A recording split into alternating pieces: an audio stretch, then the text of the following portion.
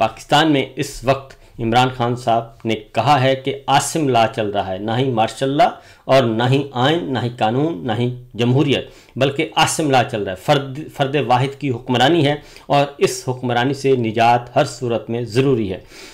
इमरान खान साहब की बहनें जो हैं अलीमा खान, डॉक्टर उज़्मा, नौरीन खान साहिबा और दीगर फैमिली मेम्बर जो हैं वो रात गए ही जलसागाह पहुँच गए और उनका भरपूर तरीके से इस्तकबाल किया गया। तो लिहाजा आज का जो दंगल है वो पेशावर में लगना है, सियासी दंगल है और ये ऐसे माहौल में हो रहा है कि जब खैबर पख्तूनख्वा में एक गैर एलानिया फ़ौजी ऑपरेशन चल रहा है जिसमें बेगुनाह बच्चे और ख़वातीन और मासूम जो बेगुनाह लोग हैं वो भी मारे जा रहे हैं, शहीद हो रहे हैं। और ताज़ा तरीन वाक़या जो है वो वादी तिराह में हुआ जहाँ 9 ख़वातीन 6 बच्चों समेत 25 से 30 पख्तून अवाम जो बिल्कुल मासूम थे और वो शहीद हुए और उनकी शहादत पे उनकी बेगुनाही का सबूत और गवाही दी IGFC मेजर जनरल साहब ने। उन्होंने भी इस बात का इकरार किया।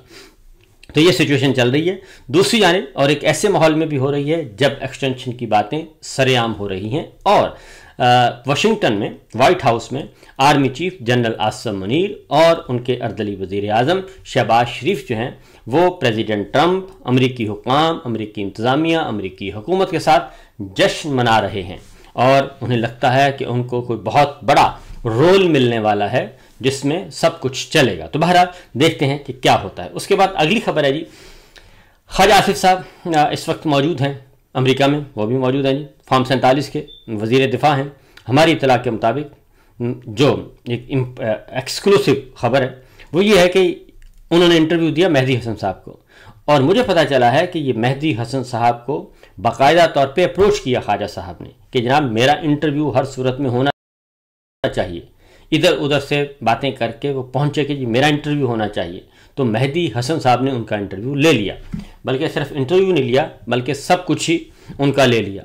और उसमें हुआ ये कि उन्होंने ज़ाहिर ख्वाजा आसिफ साहब गए थे कि पाकिस्तान के जैसा मीडिया है जैसे वो मिल मिला के खेलते हैं, फ़ोन करते हैं कि जनाब आज मैंने बुला लो, तो वो एंकर साहब बुला लेते हैं, हमारे दोस्त ही हैं, सबको पता ही है, कभी किसी प्रोग्राम में कभी किसी प्रोग्राम में देखा देखी। और क्योंकि गप्पे शप्पे लगाते रहते हैं, PR अच्छी है, इसलिए वो एंकर को फ़ोन करते हैं, वो बुला लेते हैं और 1 on 1 जो बातें करते हैं करके चले जाते हैं।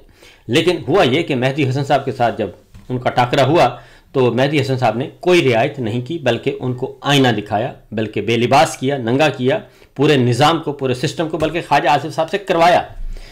और एक तो उन्होंने कहा कि पूछा कि ये इमरान खान का ट्वीट अकाउंट कौन चला रहा है, तो ख्वाजा साहब ने कहा जी वो तो इमरान खान साहब जेल से चला रहे हैं। लेकिन उन्होंने कहा कि ख्वाजा साहब आप तो कहते हैं कि वो इंडिया चला रहा है और इंडिया से उनका अकाउंट चल रहा है, तो आप इमरान खान साहब पे गद्दारी का इल्ज़ाम लगा रहे हैं कि वो खुदा ना खास्ता कि वो गद्दार हैं, वो मुल्क दुश्मन से मिले हुए हैं और उनका उधर चल रहा है, आपके पास सोर्स क्या है? तो उन्होंने कहा जी हमारे पास इंटेलिजेंस सोर्स है। अब मेरा ख्याल है कि मैं ISI और MI और ISPR और IB इनसे कहूँगा कि वो ज़रूर इस बारे में कहें कि क्या वाकई ख्वाजा आसिफ साहब को आप लोगों ने कोई ऐसी इन्फॉर्मेशन दी है या फिर वो आपको बदनाम करने के लिए वो तुले हुए हैं। तो इस पर ज़रा सोचना चाहिए।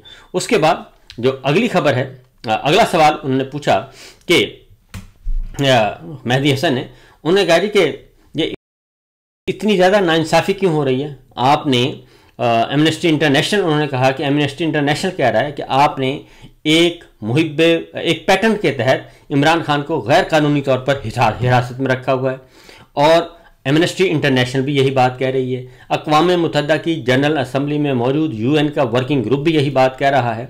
इंटरनेशनल कानून की आप खिलाफ वर्जी कर रहे हैं और UN वाज़े तौर पर कह रहा है कि आप इंटरनेशनल कानून तोड़ रहे हैं। तो इमरान खान के दौर में तो इसका जवाब उनके पास कोई नहीं था। तो उन्होंने कहा कि इमरान खान के दौर में नवाज शरीफ जेल में थे। तो उसके बाद मेहदी हसन साहब ने कहा तो क्या आप ये कहेंगे कि माजी में अगर कोई गलत होता रहा है तो जुर्म का जवाब आप भी जुर्म ही करेंगे? तो ये बात, उसका कोई जवाब नहीं था। फिर मेहदी हसन साहब ने यह भी कहा, उन्होंने कहा जी कि आपने एक सियासी जमात को आउट करने के लिए, इलेक्शन से बाहर रखने के लिए आपने जुडिशरी को साथ मिलाया, आपने इंतखाबी निशान उनसे छीना और ये सब कुछ आपने करके उसके बाद आप ये इस वक्त आप जिस हालत में बैठे हैं तो ये आपकी औकात है। लेकिन इसका जवाब भी ख्वाजा साहब के पास सिर्फ ये था कि मैं भी 6 माह जेल में रहा हूँ। तो इसका मतलब है कि उनको तो जनरल बाजवा साहब ने मेरा ख्याल है गिरफ़्तार करवाया था या किया था, और उनके ससुर के ज़रिए ही वो आप रिहा हुए थे ख्वाजा साहब। तो आप मेरा ख्याल है उनसे पूछें कि कौन सी असाइनमेंट आपको जनरल बाजवा ने दी थी जो कि आपने नहीं की थी, और उसके बाद फिर आपके साथ ये सब कुछ हुआ था। उसके बाद है जी अगली बात जो है वो बहुत ही ख़तरनाक, क्योंकि मेहदी हसन ने पूछा कि ख्वाजा आसिफ साहब ये जो न्यूक्लियर जौहरी हथियारों के बारे में आप जो बयानात देते हैं, और सऊदी किंग जो हैं, सऊदी प्रिंस, उन्होंने भी कहा है अमेरिकन सेनेटर से कि हमें जौहरी हथियार बनाने की ज़रूरत नहीं है, बल्कि हम ये पाकिस्तान से ख़रीद लेंगे। तो क्या आप जो हैं ये आपने कोई इस तरह की ऑफ़र लगाई हुई है कि आप अपने जौहरी हथियार जो हैं दूसरे मुल्कों को फ़रोख्त करेंगे और उसके लिए दौलत कमाएंगे? इसका जवाब ख्वाजा साहब के पास नहीं था। और इसी तरीके से एक और बात उन्होंने कही, जो अगली बात है वो तो सारों के लिए शर्मनाक, बल्कि इस पर तफसीर भी हो रहा है, मैं आपको बताता हूँ। उन्होंने कहा जी कि पाकिस्तान में, उन्होंने कहा जी कि आप वज़ीर दिफ़ा हैं, तो आप वज़ीर दिफ़ा हैं तो अमेरिका में जो वज़ीर दिफ़ा है, आर्मी चीफ वज़ीर दिफ़ा के अंडर काम करता है और उसका बॉस होता है। तो आप भी, आपके आर्मी चीफ आपके अंडर हैं या आप उनके बॉस हैं? तो ख्वाजा साहब ने ये बात तस्लीम नहीं की, जबकि हकीकत ऐसा ही है। आइन और कानून के मुताबिक वज़ीर दिफ़ा चीफ एग्जेक्टिव ऑफिसर हैं वजारत दिफ़ा के, और एयर चीफ उनके अंडर है, नेवल चीफ उनके अंडर है, आर्मी चीफ उनके अंडर है, इंटेलिजेंस के चीफ उनके अंडर हैं, और चेयरमैन जॉइंट स्टाफ हेडक्वार्टर जो कि सबसे ऊपर होते हैं वो उनके अंडर हैं। लेकिन उन्होंने कहा कि नहीं जनाब, अमेरिका में तो डीप स्टेट है, तो उसके बाद पाकिस्तान में तो आपको पता है कि पाकिस्तान में तो सब कुछ जनरल साहब ही करते हैं, तो जनरल साहब ही हैं सारा कुछ, ये वहाँ पे और इस्टेब्लिशमेंट के मतहत हैं सारा कुछ चल रहा है, और हाइब्रिड निज़ाम चल रहा है। और यहाँ पे भी वज़ीर दिफ़ा ने उन्होंने कहा कि जी इस बात को वहाँ पे भी ये गन घोल के आ गए जो कि पाकिस्तान में घोलते रहते हैं। अब सवाल ये है कि ये सब कुछ जो है इनको करने की ज़रूरत क्या पेश आई, आ बैल मुझे भार। तो इस पर तबसरे हो रहे हैं मुख्तलिफ़ किस्म के जी। आमिर मतीन साहब ने कहा कि पाकिस्तानियों का, पाकिस्तान का सर जो है वो शर्म से झुक गया है, जबकि हकीकत ये नहीं है। ये सोचते नहीं है इस तरह कि जैसे हम सोच रहे हैं। मैं, आमिर मतीन साहब और बाकी दोस्त हमारे जो हैं जिस तरीके से सोच रहे हैं, इज़्ज़त और वक़ार, मुल्क की वक़ार भी कोई चीज़ होती है, मुल्क की इज़्ज़त भी कोई चीज़ होती है, कौमी वक़ार, तो ऐसा ये सोचते नहीं हैं। ख्वाजा साहब तो बहुत खुश हैं कि उनके जो बॉस हैं उन्होंने आर्मी चीफ आसिम मुनीर साहब को अपना बिग बॉस करार दे दिया। पाकिस्तान का हुक्मरान उन्होंने जनरल आसिम मुनीर को कह दिया, इंटरनेशनल एक एंकर्स के पास बैठ के उन्होंने तो, बल्कि ख्वाजा साहब ने तो उनकी खुशनुदी हासिल कर ली है, क्योंकि जनरल साहब भी बड़े खुश होंगे आज कि जनाब हर तरफ उनका तूती बोल रहा है, और उनका वज़ीर दिफ़ा भी ये बात कर रहा है। फॉर्म 47 जिसने लिया हो तो वो क्या कर सकता है। तो ख्वाजा साहब बहुत खुश हैं। ख्वाजा साहब ने तो अपनी ड्यूटी भरपूर तरीके से अदा की है, इसलिए ये कहना कि जनाब ख्वाजा साहब ने कोई गलती की है, गलती नहीं की। उन्होंने अगले इलेक्शन का जाली फॉर्म 47 की अभी से बुकिंग करवा ली है। तो ये है। उसके बाद एक और काम हुआ। ख्वाजा साहब अक़वाम मुत्तहिदा में थे, क्योंकि ख्वाजा साहब ने बड़ी चवलें मारी हैं, और ख्वाजा साहब अक़वाम मुत्तहिदा में उन्होंने तकरीर की वज़ीर आज़म शहबाज शरीफ की नुमाइंदगी करते हुए। तो पीछे खातून जहाँ शमा जुने जो बैठी थी, तो ख्वाजा साहब उनको पहचानने से इनकारी हो गए सिरे से ही। उन्होंने कहा ये जो पीछे खातून बैठी थी मुझे तो पता ही नहीं था कौन है, और दूसरा ये कि ये तो फ़ॉरेन ऑफिस की ड्यूटी होती है, उन्होंने किसको बिठाना है, कैसे बिठाना है, ये मेरा हेडेक नहीं है और ना ही मेरे कोई गलती है। मैं तो बहुत पेट्रियाटिक किस्म का फ़लस्तीनियों का हमदर्द हूँ और इसराइल का मुखालिफ हूँ। जबकि उसके बाद कुछ ही देर के बाद तस्वीरें आना शुरू हो गई। शमा जुनेजो साहिबा की तस्वीर आ गई शहबाज शरीफ साहब और ख्वाजा आसिफ साहब के दरमियान में, वो खड़ी हैं, तस्वीर बनवाई हुई है।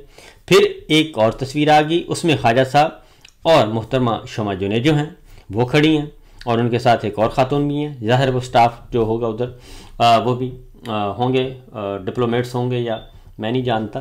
तो इस तरीके से तस्वीर आ गई, और हर फोरम पे मेरा ख्याल है कि झूठ बोलने का इन्होंने तहिया किया हुआ है, और एक झूठ को छुपाने के लिए ये कई झूठ बोलते हैं। और उसके बाद तनकीद कर रहे थे बाकी लोग भी, शमा जुनेजो पे तनकीद कर रहे थे। तो मेरा है कि उनका क्या कसूर है जी, उनको तो जो असाइनमेंट दी इन लोगों ने वो उन्होंने पूरी कर दी, और वो ये लेके गए हैं और उसमें उनका क्या कसूर है? तो पूछा तो इनसे जाना चाहिए कि जनाब ये सब कुछ क्या हो रहा है पसे पर्दा पसे चिलमन। तो बहरहाल ख्वाजा साहब एक बार फिर जो है वो झूठे साबित हुए और इसीलिए सोशल मीडिया पे उन पे बहुत ज़्यादा तनकीद भी हो रही है। तो उसके बाद इमरान खान साहब ने कल फिर कुछ दो चार बातें की हैं और उन्होंने कहा कि जी इमरान खान साहब ने कहा कि उनके खिलाफ झूठे केसेस के ट्रायल भी कानून या रूल के मुताबिक नहीं चलाए जा रहे और गुज़श्ता 2 समातों में जब से नाम निहाद व्हाट्सएप ट्रायल का आगाज़ किया गया है, ना मुझे कार्रवाई का पता है, ना मुझे समझ आ रही होती है, ना जज साहब को, ना मेरे वकला को, किसी को कुछ पता नहीं है, लेकिन चले जा रहे हैं क्योंकि हुक्म हाकिम है। और एक और बात जी, मेहदी हसन ने ख्वाजा आसिफ साहब से पूछा कि ये बताएं, उन्होंने कहा मैं समझना चाहता हूं कि पाकिस्तान में इंचार्ज कौन है और पावर कहां पर है। अगर आसिम मुनीर और आप में इख्तलाफ हो जाए तो फाइनल कॉल किसकी होगी, यानी कि हतमी फैसला कौन करेगा। तो मेहदी हसन का ये सवाल था। तो उन्होंने कहा जी हम इख्तलाफ राय पर मुत्तफिक हो सकते हैं, हम सब कुछ इत्तेफाक के राय से करेंगे। और इसका ये जवाब नहीं दिया कि वो मैं नहीं करूँगा बल्कि फ़ैसला जनरल साहब करेंगे और किसने करना है। इसके बाद है जी अगली खबर, वो है ख़ास तौर पे कश्मीर से जी। आज़ाद कश्मीर में कॉल दी हुई है हड़ताल की, अवामी एक्शन कमेटी मौजूद है और डिसइंफॉर्मेशन फैलाई गई कल कि कोई मामला तय हो गए हैं, हमने चेक किया। उन्होंने कहा जी ये बिल्कुल फेक न्यूज़ हैं, झूठी खबरें फैलाई जा रही हैं। अवामी एक्शन कमेटी और कश्मीरी अवाम डटे हुए हैं, डटकर खड़े हैं और अपने हकूक़ से, अपने मुतालबात से पीछे नहीं हट रहे। और 29 तारीख को कश्मीर में भरपूर तरीके से ये होगा जी जलसा और भरपूर तरीके से बाइकआउट किया जाएगा, एहतजाज होगा, हड़ताल होगी, हर सब कुछ किया जाएगा, कश्मीर को बंद किया जाएगा। इसलिए इसमें कोई इधर उधर की बातों पे गौर करने की ज़रूरत नहीं है।